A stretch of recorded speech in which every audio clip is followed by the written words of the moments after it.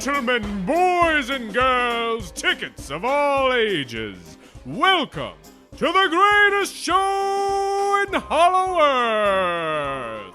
We have for you the most mysterious mysteries you can't behold. Witness the wicked winged wonder, the chilling Chilean Chan-Chan. I am the servant del Diablo, and I will fly through the night through your windows. Can your eyes behold the brave, brawny, breathtaking wonder from down under, the Bunyip Tamer? Crikey, she's a nasty beast. Skilly gong gong ba-dang dang. Grongy bonga ding ding ding dong. Is it even possible to experience the extraordinary, electrifying spectacle of Tesla's Dynamotronium? Electricity. With music by Illuminati luminary Diggy Toots. Tweeble my neighbors, dig your toots. And don't forget your favorite fantastical funny man, Uncle Drippy. I don't know if I'm laughing or crying. Neither will you. Hug me.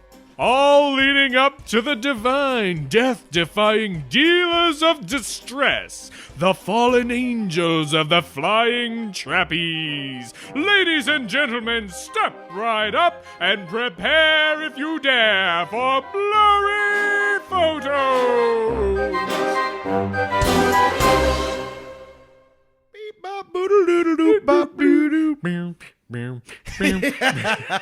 Welcome. Hey, everybody. I'm David Flora. And I am David Stecco. And you have stumbled into the tent that is the big top of Blurry Photos. You gave a carny your 2 bits. Now see the show. Stuff your face with funnel cake and, Oh, yeah. and watch all these elephants parade on by for your amusement. Inside the freak show tent, there's only me and Flora. Sorry. Or not. Yeah. Witness and behold our headphones and microphonery. And here's the deal. If you throw darts at us and pop us, you win. Yeah. Point of interesting contention. When we went to the Bristol Renaissance Fair last year, Flora kicked my ass in knife throwing. Yeah, out of like 5 knives, I hit, what, once or twice? I had 0 or none. Those were my choices. Which is galling. I mean, I spent years in the martial arts. And for what? When the time I needed it at the Renaissance Fair, it left me high and dry. But you left me high and dry with your shirt, so... Oh, that's true. We were decidedly even on that one. Homemade chainmail. Hope everybody's doing okay. This we got a real interesting show today. Yeah, we do. It's semi-biblical. Well... Is it concurrent with the... It's definitely of a religious nature. Imagine a book of the Bible making a ruckus on the bus and it got kicked off. Oh, them Bible books. Where were they going in that bus? And why To the Council of Nicaea. Oh, that's where they right, were yeah. going. Imagine a pumpkin that's... Yeah, it's back! It's back and it's better than ever. The pride is alive. Pumpkin pride. Pumpkin pride. Cherokee people. So proud Pumpkin to die. Thank you, Paul Revere and the Raiders. Or who was that one dude that sang it? Travis Tritt? It wasn't Travis Tritt. It was Oh, God. We are never speaking... Tim McGraw? Was that it? No. I don't know. It's that whatever that awful... What was it? It's Cherokee Cha-Cha? Was that it? It was some awful... Indian Outlaw was the name of the song. Yeah. Yeah. That was... Or Cherokee Cha-Cha. That's... It was offensive and awful. And it was shot inside a really crappy bar, like the entirety of the video. That's neither here nor there. You want to know what the it is you're here to listen to. That's right. I'm sorry. We're talking today about fallen angels. Yeah. This might ring some bells for you. And if it does, put those bells away, because this is more than likely something you haven't heard about. Yeah. If you have heard of fallen angels, you might have heard wrong. I'm going to go out on that limb for you. What? I'm going to do it. Are you just going to call It's our precarious. listenership wrong? No. Yeah. Yeah, I guess so. The undeniable hubris of David Flora. We're going to go into a little more detail than probably what has been gone into detail for you. We're probably going to go into a little more detail than you'd Want? like us to. Yeah. So we're going to be taking a closer look at the fallen angels that are mentioned in the Book of Enoch, which is not in the Bible or the Apocrypha. That's right. It did We'll tell not you. make the final cut. Didn't it? At least not north of the equator. Yeah, right. Yeah. You We'll can get to think there. of We'll it- get there. We'll get You can there. think of it as the Shunko Waraki of the Miscrypted contest. Jesus. Really? That got you? There were 12 to pick from. That Fair was one enough, of fair those. enough, fair enough. Anyway, we're going to talk about who they were or what they were, and how maybe they connect with some other myths or stories that are out there. Dispel some stuff for you, or drudge up some things that might be haunting you from the back recesses of your subconscious. That's right. Well, you're not going to like what we're going to find. So what is a fallen angel? Generally speaking, it refers to a wicked or rebellious angel that's cast out of heaven. Or the single most popular user handle on Yahoo Answers. With a picture of the crow. Yeah. Yeah, so that's the generally thought of, like, when you would tell somebody, oh, I'm a fallen angel, that's going to be the most Yep. popular horse that runs in the race. Or gets ridden. That gets ridden. Let's really focus on that horse. But going into this a little bit, that's not always going to be the case. No. And as with most stories and myths, a little more to it than what you're probably told or heard. Anyway, origins of them. There's a real quick mention of something that's kind of glossed over a lot in the book of Genesis in Ye Old Bible. If you're following along, and I don't know why you wouldn't be. Yeah, I mean, everyone, when they push play, they have their Bible out. Right, we've told you that. Time and time again. Genesis 6, verses 1 through 4, talks about the sons of God. Dave, will you be so kind as to regale us with this? Dave, will you please do the reading today? Okay, here we go. From the NIV. For you and me. It's got words I understand. New International Version, is that what it is? Yeah. Yeah. When man began to increase in numbers on the earth and daughters were born to them, the sons of God saw that the daughters of men were beautiful. Nadadoi. And they married any of them that they chose.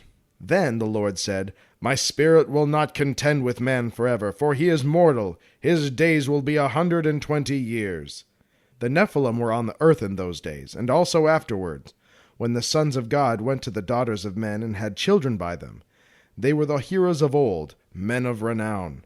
So, interesting because the NIV calls them Nephilim. Yeah. The King James Version, as we looked up, calls them giants. Yeah, that's an might- interesting yeah. choice. So we get a couple of interesting things just in those 4 verses there. Sons of God, for one thing, and Nephilim, or giants.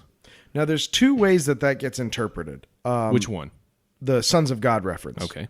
That the sons of God was either referring to the sons of Seth, the line from Adam to Noah, or historically in the Old Testament, the sons of God, that's how they refer to angels. Right. So there's a little, who's the sons of God?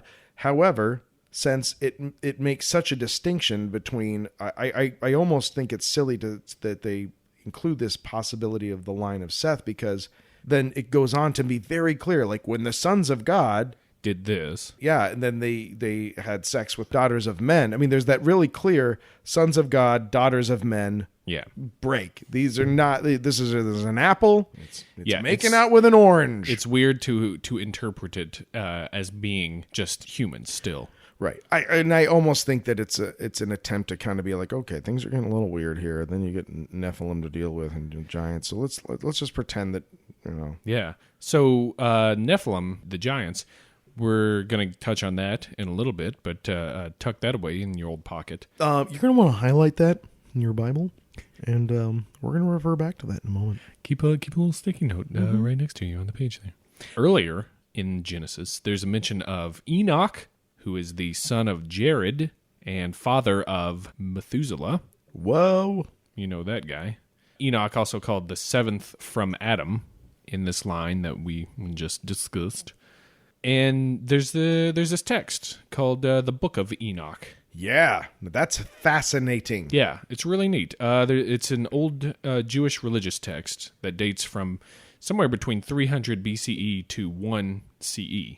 So in that 300 roughly year time period, right around the turn of the odometer. Right before we reconverted the calendar there. It describes the fall of the Watchers and Enoch's journeys to heaven through visions, dreams, travels, revelations, things like that. And it's big. I mean, it is a 5-volume work. Yeah, it's big, but it's not part of the biblical canon that most Jews use. Right. Jews use. Now, see, the interesting thing about the Book of Enoch is, it was not included in the Council of Nicaea. And it was actually until very recently thought to, people largely ignored it. By recently, I mean 20th century. But it was found that it was actually still, and still is canonical. It is still a part of the teachings of the church in Ethiopia. It traveled south, and there was some historical context there that a queen from Ethiopia went north and actually met King Solomon, and she got pregnant by him and came back down. And that was already a part of the lore of that area. And then when the Book of Enoch was made known to them, they already had this sort of tie-in, and so it still lived and is taught in that area as canon. So it's a really interesting point that there's a few churches that still incorporate the Book of Enoch in the teachings of it, but most of the obviously Council of Nicaea were like, yay or nay, nope, Nay. Moving on. Sorry, Enoch. So it's sometimes described as a pseudepigrapha, which is falsely attributed works or misrepresented authorship of texts. Sometimes also that word describes a false pig. The writings of a fake pig. That's great. I'm going to use that.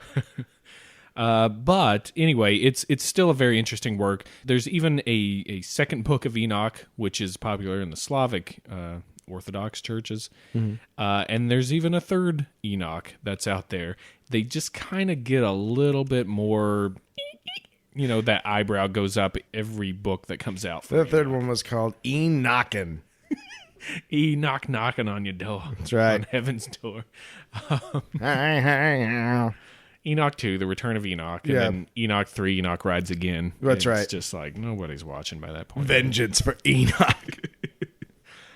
So a lot of the stuff that we are pulling from is coming from this first Enoch book, and in particular the Book of the Watchers, which is kind of, I think, the first volume in the work. And this book also laid a lot of the foundation of the work for Dante's Inferno. Right. He drew on this kind of piece of, I guess you could call it apocrypha because it wasn't included. Yeah. He drew on this a lot in his work. Yeah. And it lists not only the names of angels who fell, but also their occupations, like what they did, what they were in charge of. It also on into the first book of Enoch talks about Enoch himself being guided through the circles of heaven, basically, and what he saw, and it very much parallels a lot of stuff that you find later in Dante's work.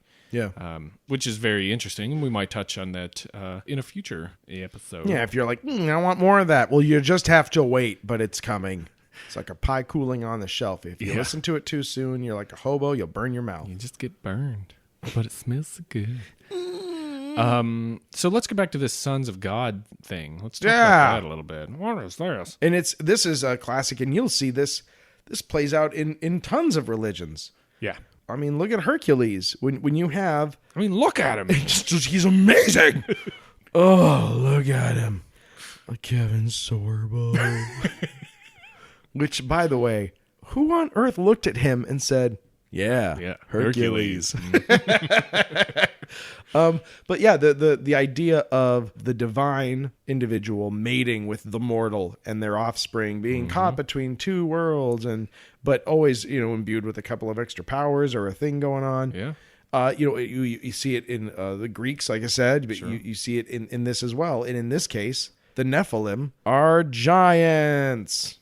Yeah, and the Nephilim actually are sons of the sons, I guess you would say. But the sons of God, they have been equated to angels coming down from heaven. It's mentioned in Genesis, as we just read, and Job, and it's possibly translated as sons of gods, plural. That's been thrown out there. That's a dangerous little S. Man, I'll take this moment to say that there's a lot of material to draw from. Yeah. For this episode, we really had to kind of focus in on a couple of sources for this. It was kind of a pain in the ass to research because one thing will say this translates as this, and the next page says this translates as this. Oh, and that is one of the most frustrating things about Bible scholarship is that it's so easy to miss a nuance. Yeah. When you're working, when you're translating these things from Aramaic to Hebrew to Greek, Akkadian. Yeah, there's so many Coptic nuances that that can get lost in a translation if you over literalize something or it's such a delicate and dangerous thing. Yeah, which is why a lot of stuff in for some reason I thought you were gonna say, which is why millions of people get killed about it all the time. I really thought that was like because I was like, wow, this is such a dangerous thing. No, but really, yeah. But it's true, and it's also why you get the King James version, which is everybody's, I think, go-to favorite. Yeah. I'm like hearing a story from Grandpa. I'm saying a lot of generalizations in this episode, by the way. We're accustomed to your narrow-minded bigotry. Okay, good. So the King James version, for one thing, a lot of the translations, keep in mind, this has been translated from Greek, which was translated from Hebrew, which was, could have been in anything, Aramaic, like we said, Akkadian, Coptic, Hebrew, all that stuff thrown together, and then you get the different regions had their different ways of saying things, and you can see how some of this is kind of like, well, now we've got this Frankenstein story. Right, and it's obviously, it's difficult because there's so much weight on every word. Right. And there's so much, analysis that goes into it that, I mean, yikes. What do you do? So, what have we done? Yeah. We kind of jumped in the pool here, and I thought it was 6 foot, but no, it's I can't even see the bottom. It's at least 12 to 13 feet, the height of your average Nephilim. What? Keep hinting at it. I don't think that was a hint. So sons of gods, weird. And again, is this angels? Is it heavenly beings? Is it something else? Is it... Hold on. Give me 10 minutes to get my hair ready. Okay. Thanks for taking that break. Let me go get my crappy tweed jacket. Let me shove a couple of spanakoppitas in my mouth. That's good. Opa. Okay, I'm ready. Is it aliens? Opa. Now, it's been said that they could come from old Jewish myths of angels procreating with human women and coming from heaven by choice as opposed to being cast down out of it.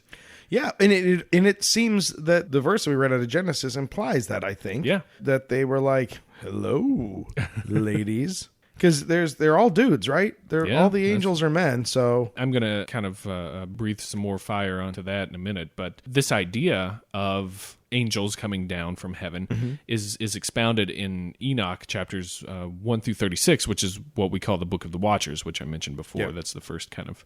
And by watchers, I mean angels that are sent to earth to watch over humans. This is the idea that is put forth in the book. Further details about them are added in the Book of Jubilees. Right, another non-canonical book. Yeah, it's also mentioned in Daniel, but scholars think the one that's in Daniel is not necessarily the same beings.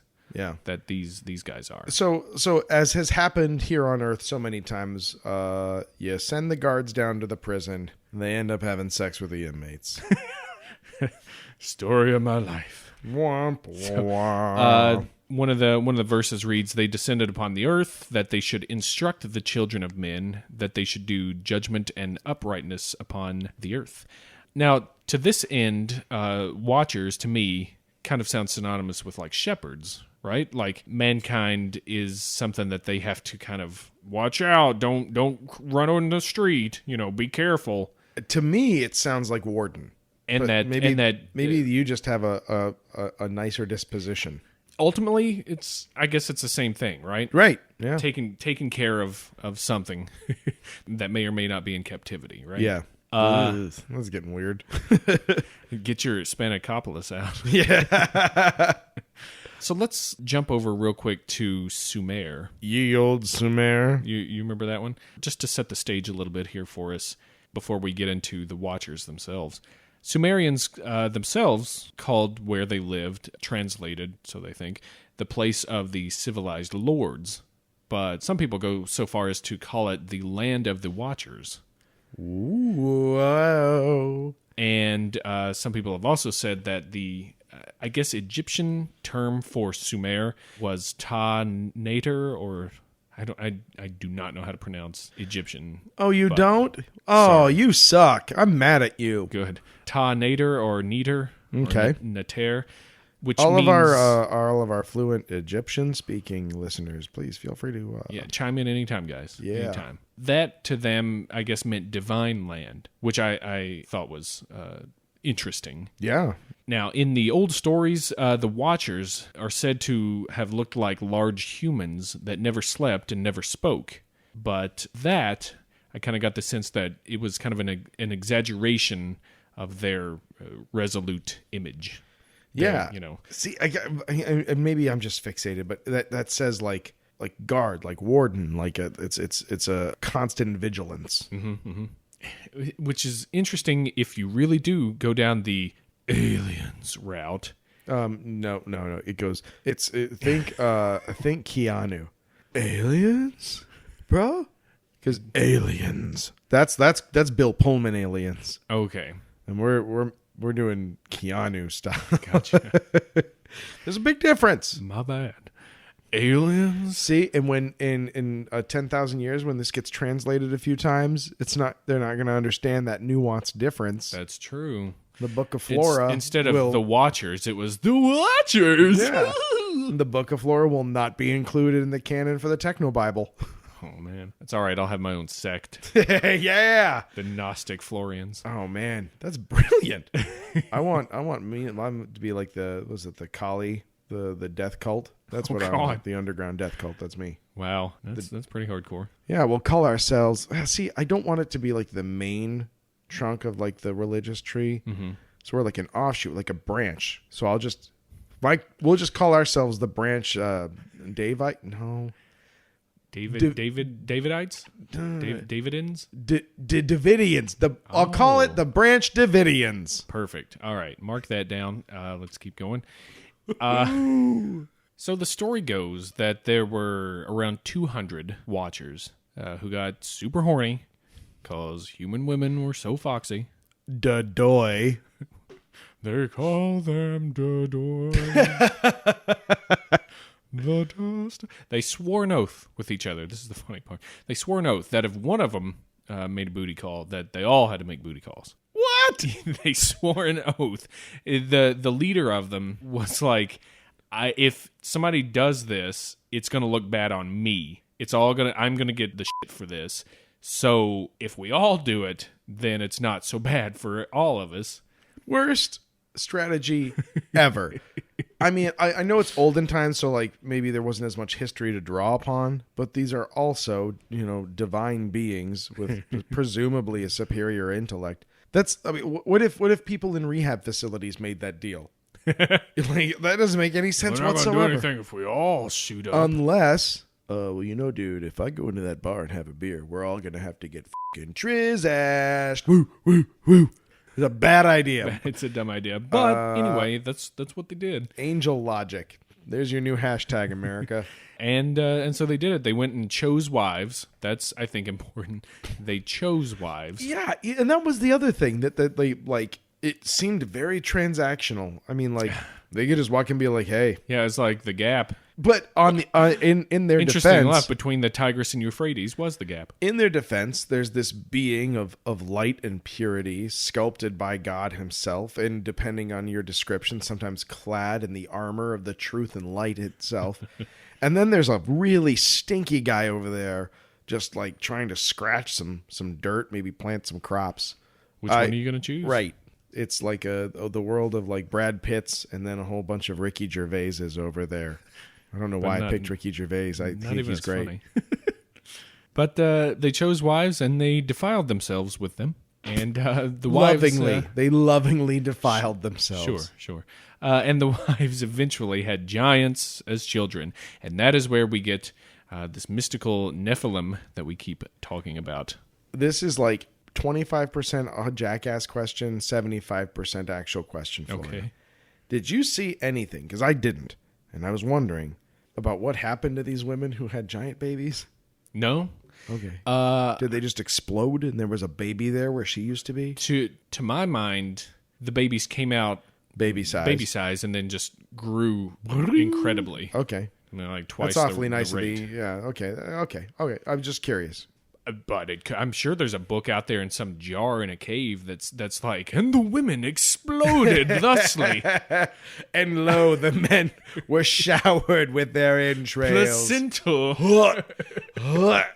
Not such as the papyrus explodes on a hot summer's day. Boo. Okay, so now we have...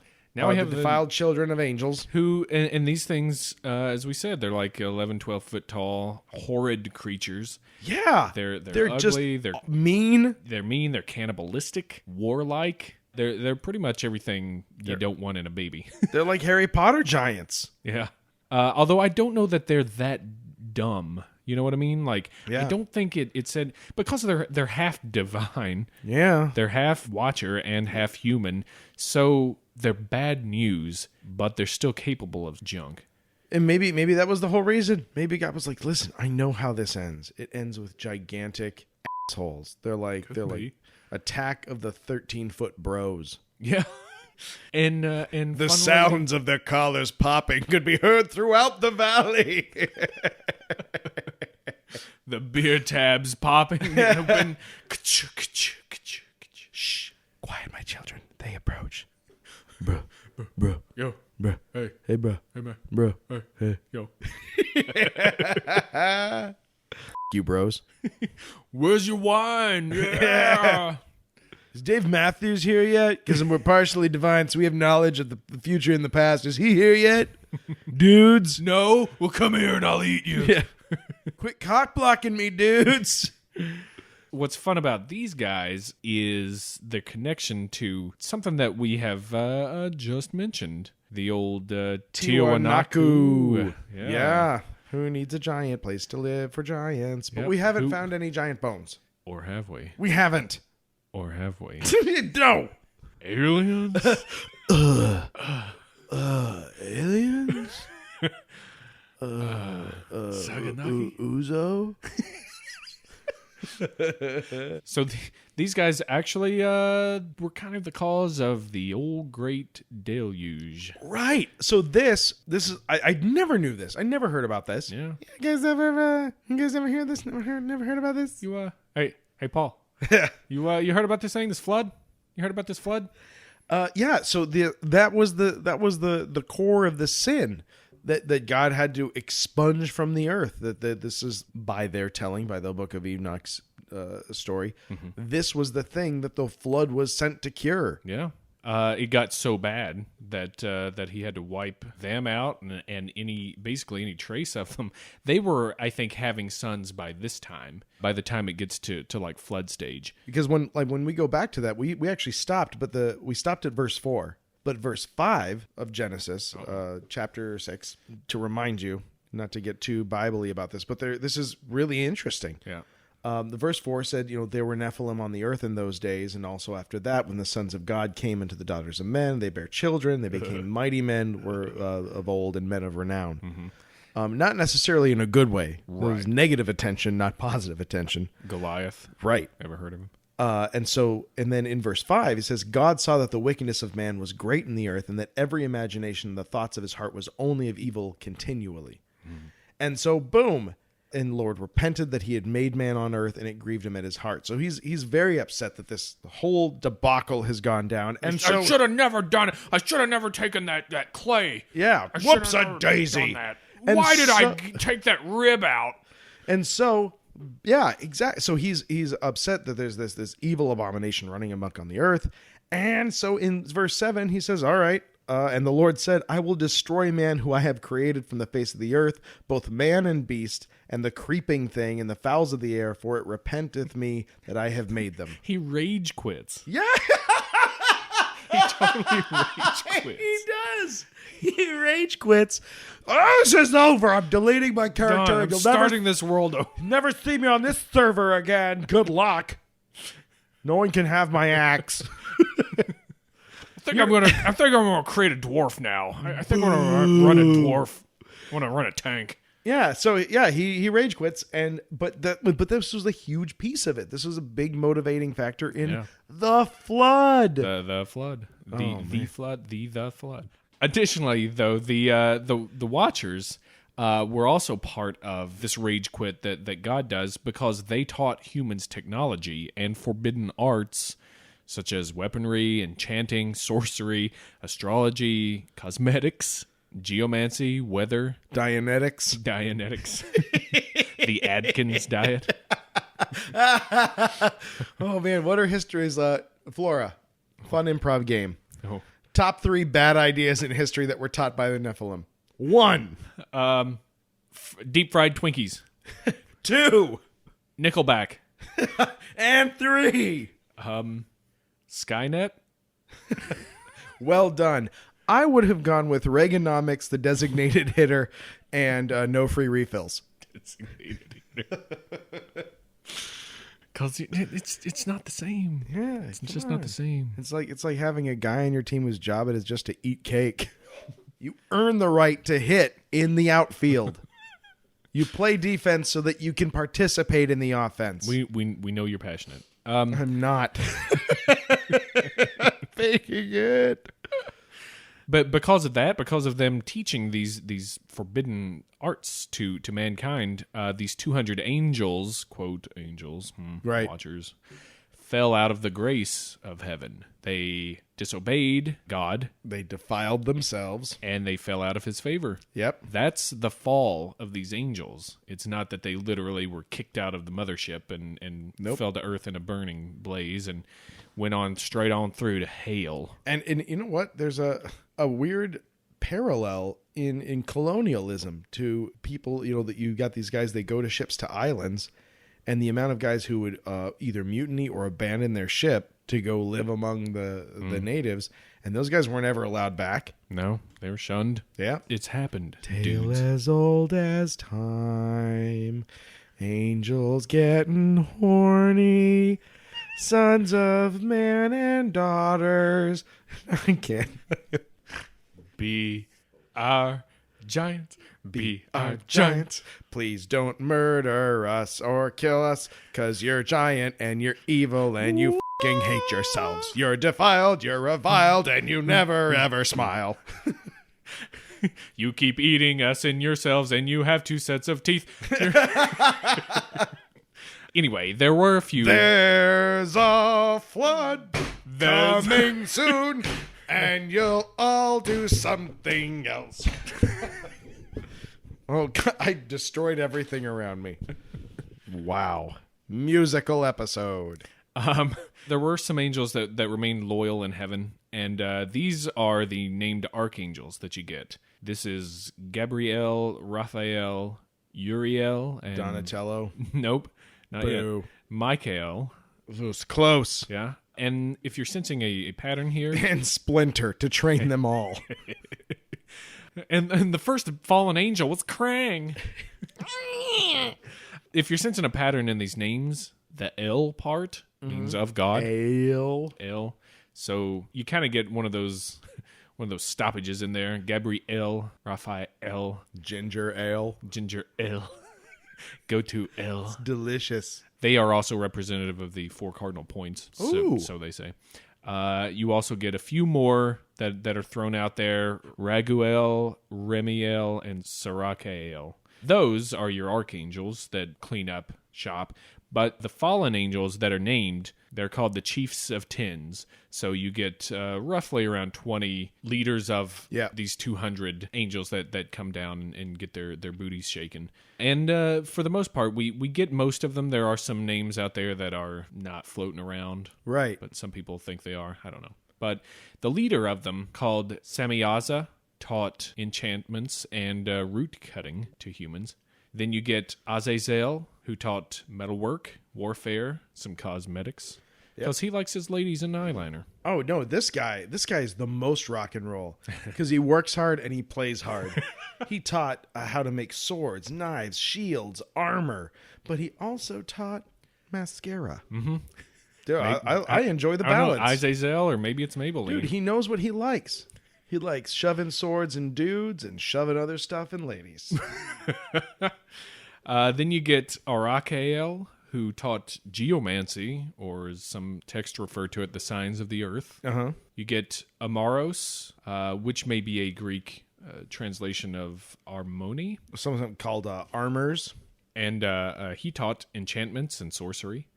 Then you get Gadriel, who taught cosmetics, some more, and weapons. They doubled up on that because they loved how the ladies looked. That's where this whole thing started. Yeah. There's one thing I read that said he may have been the actual tempter of Eve. Oh, really? In the old garden. You know, I'll tell you what, though. This is where, like, I love the Book of Enoch because it's historical. Like, that's a real document from back then of people, whether it's true or not. I don't care. It's a genuine historical document that has a lot of religious significance to people. I feel like this is one of those things that, like, some jackass in college gets a hold of it and then just is like, oh, well, dude, I've just figured it out. This is how this happens, and this is where this guy's connected to this guy. Yeah. Maybe so, maybe no. Right. Maybe the ark wasn't a boat. Maybe it was a tube with a bunch of DNA in it. Who knows? Ooh. Oh, man. Tease. Was that a penis reference? No. Because that's what I thought. I guess it could be. Yeah. But then we get Barakael, who taught astrology and hope. Thanks, Barakael. And then you get Bezaliel. I guess I'm probably murdering these names, but most texts, I guess, are damaged with this dude. And they're not sure what he did, but they just see the name Comptroller. Bezaliel. He was probably head comptroller. Yeah. Yeah, he was Captain Obvious. That's it. Then you get Chezakiel, or in some translations, Ezekiel, who taught the signs of the clouds and meteorology. Then we have Kokabiel, who taught astrology and constellations, and also was said to command some 365,000 spirits. Whoa! In sort of a little army. That's 1,000 for every day. And then we get Penimue, who taught wisdom and writing. Yep. Sariel. Also attributed with some like cooking. Crazy enough. Yeah. Oh, yeah? Huh. Yeah. I mean, it's written a little like the thing that I saw. It's like that he taught the bitter and the sweet. Oh, I see. Yeah. Forbidden knowledge. Yeah. People should know that. Sariel had many translations with this name. May also be Sarakiel, which is one of the archangels. So there's a little confusion with this. But if it's a fallen angel, Sariel taught the phases of the moon to people, which used to be forbidden knowledge. And then we get Shamsiel, who had a ton of jobs. Guten Tag, I'm Shamsiel. But in Jubilee, in the Book of Jubilees, he teaches the signs of the sun. So that's a quick rundown of the Chiefs of Tens. Now, it's not every single chief, I don't think. I think I count I've them up. I've got one you missed. There's a few, but a great one. What do you got? I've got Kazdeja, or Kizdeja, who taught the children of men all of the wicked smitings of spirits, demons, and the smitings of the embryo in the womb, that it may pass away. Whoa! What? I'm raising an eyebrow at that one. Are you kidding? No way. I think that's legit. What's your URL say? Don't you trust my URL? It's the Echoes of Devon, dude.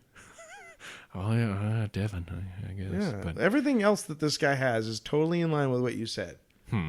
So All don't you right. dare. Don't It you just dare. sounds like something that got thrown in there when this whole abortion stuff started popping up all over the place. No way. No way. And also, I mean, I don't care.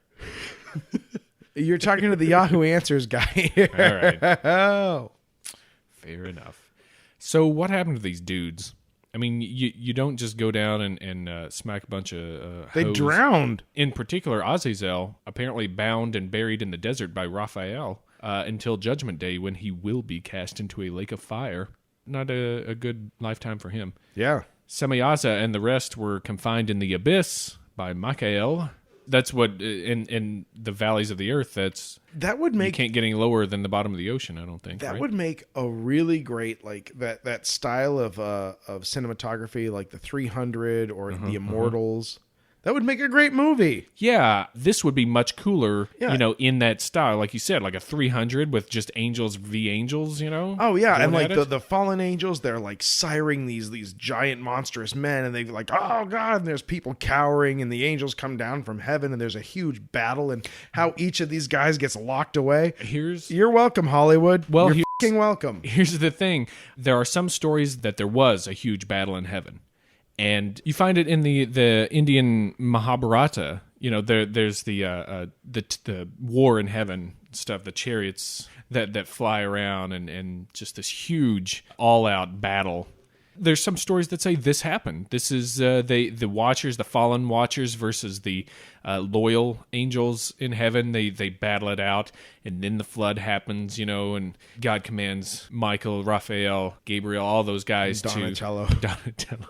Casey Jones, he gets in there. Oh, and during the flood, they're all like, Cowabunga! But he commands them to wipe out the rest of the Foot Clan. fallen angels. And then the major players, the leaders of these guys are chained up, bound. They're thrown into the abyss. It's always a little creepy and interesting when two cultures have very similar stories. Thenceforth, the fallen Watchers were labeled evil and demonic, and the killing of the Nephilim released their spirits, the Nephilim spirits, which plague mankind today, apparently. That's awesome, and that's fascinating. Like, I love that stuff. Yeah. So those are your fallen angels from Enoch. Now, what about that one fallen angel? What about the one I'm always hearing about? And he's just a nasty character. Oh, I can't seem to think of his name off the What's top his of my name? head. I don't know how it goes. Oh gosh, it's right on the tip of my forked tongue. Oh, David, could it be... Thunder sound. Thank you, Dana Carvey. Yes, actually. How about that dude? Yeah, isn't he supposed to be a fallen angel? What do you know The about him? fallen angel. What's He's the reason I ate too many sweets. he pissed off God. Yep. God kicked him out. Yep. He Said got would mad. no longer be obedient unto the word of God. Right. And so was cast down. In Hebrew, Satan comes from the meaning to oppose, or translated with ha, which is the definite article the. Ha means the. So if you get ha Satan, that's the adversary or the accuser. Basically, it's more of a title than a being. Ooh. In most cases. So you could run for Satan. Yeah. Ha Satan. I'd say Congress already got elected to that job. Oh, zing. Ha Satan appears 13 times in 2 books, Job and Zechariah, and then Satan by itself 10 times in 5 other books, with various translations throughout them. Sometimes they say straight up Satan. Sometimes they say adversary. Sometimes they'll say accuser or something. But in Hebrew, Satan is in there in all of those instances that now in English have some different words associated to them. Devil is derived from the Greek diabolos, which I guess means slanderer. Sometimes Satan is an instrument of God to tempt humans and report back to him. So he's literally saying, hey, Satan, go down there and mess with everybody. And if they do bad, if they sin, come back and tell me so I can kick their asses. That's douchey. It's it's super douchey. entrapment. It is entrapment. Sometimes he's considered just an evil spirit or just an evil influence. It's not, not a being. It's just the influence of evil as Ha-Satan. Popularly, he's an arrogant angel who rebels against God and is kicked out of heaven, but that is never literally stated in the Bible. Just assumed. It's inferred. Yep. In a couple of places, but you'd be surprised, and it may be to further tease. I don't know. Maybe it might be worth a podcast to discuss how much of the concept of hell and Satan is inferred as opposed to explicitly stated. True. Spoiler alert: the vast majority. Yeah. And this is a prime example. It's never the devil or Satan or Lucifer in the Garden of Eden. It's the serpent. Mm-hmm. And that's just... And they've been running our shit ever since. And later in Revelation, people say, that ancient serpent that they mentioned, the great dragon, well, if they call it a serpent here, then in Genesis, way back in the book in front, it's got to be the same thing. Right. That's the same guy. Do you know who came up with that? An ancient Greek. I'm dumping all over that guy. What a Stugach. Yeah. And speaking of Lucifer, you heard about this? From the Hebrew, Chalel, I think. Well done. Appears once in Isaiah 14:12 and is the King James Version translation. That's where you get Lucifer. More accurately, it's translated as morning star or son of the dawn. Also the day star. Mm-hmm. The passage itself, this passage from Isaiah, it's a taunt to or about a Babylonian king. It's not even about devil. Hey, kingy. But they talk about how arrogant this being is and rising up and thinks he's the morning star. And he ain't so big. Crashes back down to earth. He is struck down, and and people just, I guess, assume automatically it's the devil. Right? It can't be, even though in the sentence before they say Babylonian king or Babylon, this or that. It's still suddenly we've got this whole condemnation of the devil, and now back to business. We don't condemn the devil here. Closer to the popular belief is the Islamic shaitan. Right, which we have discussed we've before. Talked about, yeah. Iblis, remember this dude? Yeah. A jinn who refused to bow before Adam. Thus, he fell from Allah's grace and earned the title shaitan. Very roughly translated as rebel or devil. Or adversary. So again, there's another religion that's even theirs is not necessarily cut and dry. Yeah, like you'd want. I don't think. No. And that's the thing. When it comes to the opposing side, mm-hmm. There's so much inference, and because it suits the people proselytizing, that part is played up. It's hard to offer reward without showing the risk. Yeah. And in the irony of being that usually you're doing the opposite. You're playing up the reward, downplaying the risk. But when it comes to saving souls, it's easier to make sure people understand what option B is first. Yeah. And then give them option A. It's better for sales. Interesting. And that's how we teach you about salesmanship and also about the fallen angels. Yeah, how about them apples? In a lecherous, plummeting nutshell. This again, it's very interesting because it sticks its dick in a lot of buckets. So many buckets, and also those buckets were women, and the daughters of men, and they begat gigantic buckets, tickets. The fun thing with this, and the frustrating thing, it's fun and frustrating that there's so many sources to pull from, so much out there to look at and say, well, this sounds like this looks like that. This comes from this. This is exactly copying this Egyptian myth. This is exactly copying Zoroastrianism. I mean, take your pick, but like we tried to boil down here some of the decent cream of it. We boiled the cream for you. Boiled the cream, and now it's delicious. No, it's not. You know that's if you put condensed milk in a crock pot, it turns into caramel. Really? Yeah. You don't have to like flavor it? No. It just does it. All right. Clip and save, audience. Do they sell condensed milk anymore? I guess I got to. I'm a bachelor, man. I have no idea. What does that have to do with it? Because condensed milk is like a second tier ingredient for people who are doing advanced cooking. Okay.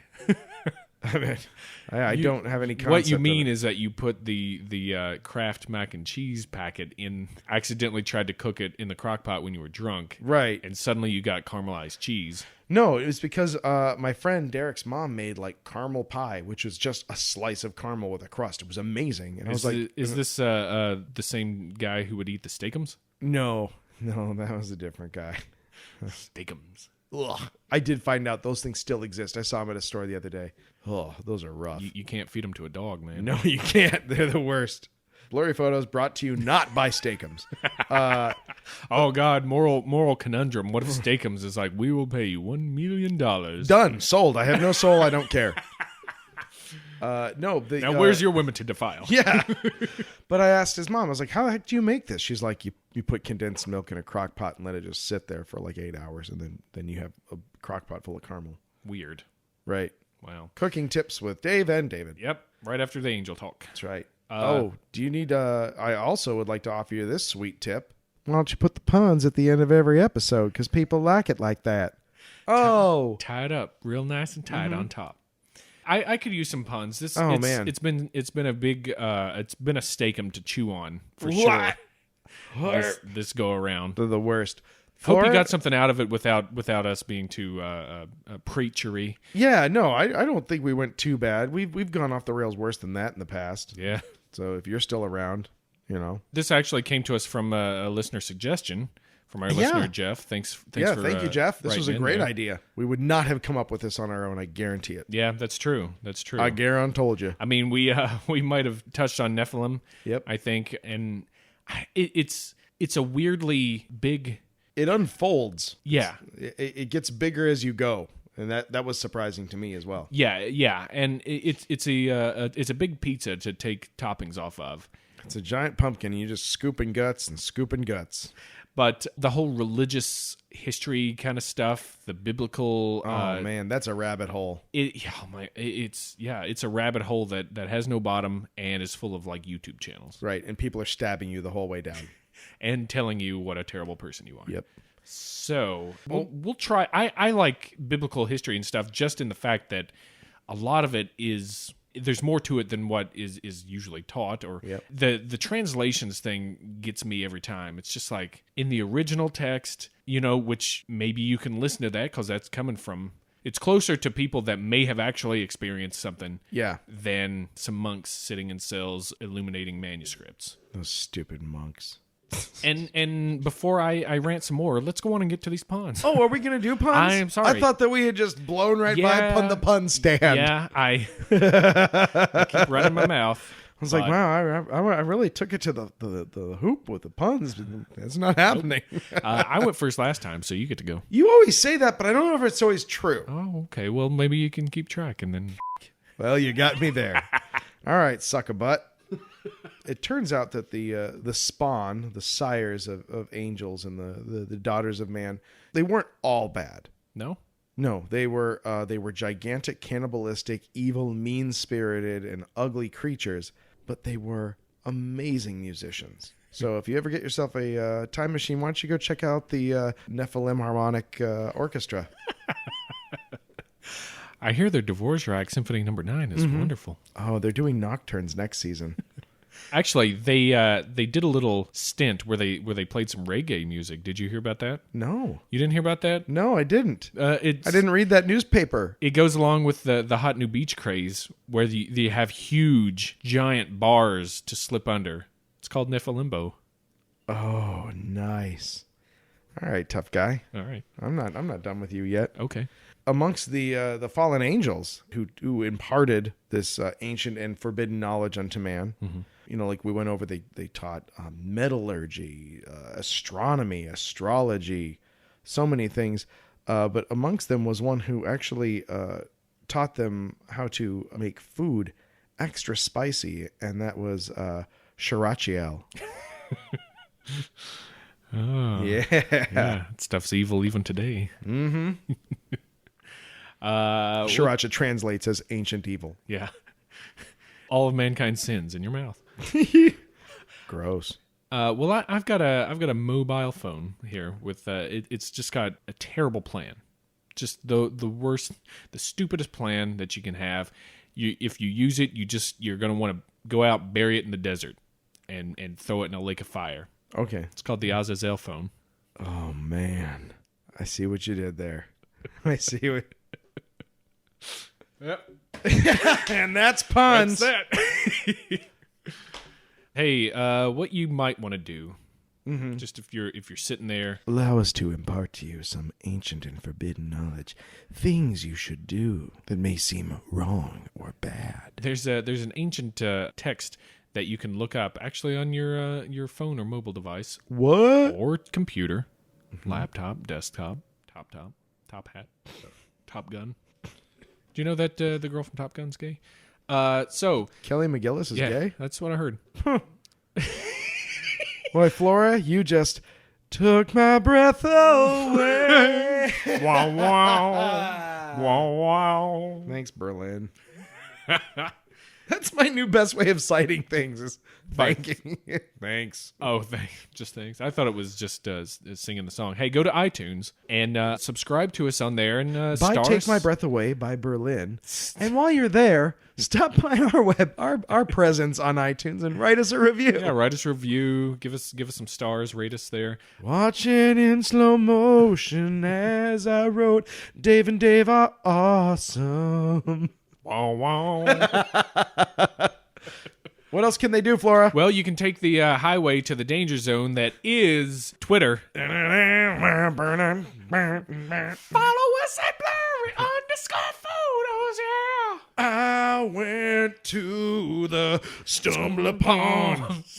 I didn't know what to do when I went to stumble upon.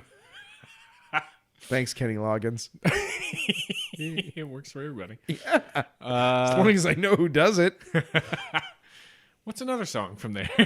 That was it. That's it. That's all. That's the Everything else soundtrack. is all just like orchestral shit that people like skip through. Yeah. Okay. Well, that's good because then all we got. You've lost that love and feeling. Oh. Okay. Yeah.